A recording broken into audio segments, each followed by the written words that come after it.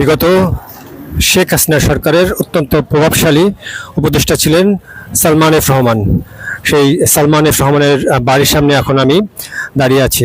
দেখুন, গত 5 আগস্ট শেখ হাসিনা সরকারের পতনের পর এই প্রভাবশালী উপদেষ্টার বাড়ির আজকের কি অবস্থা দেখুন।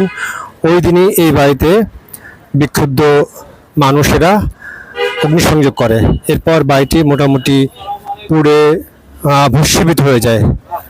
দেখুন বাড়িটির বর্তমান কি অবস্থা।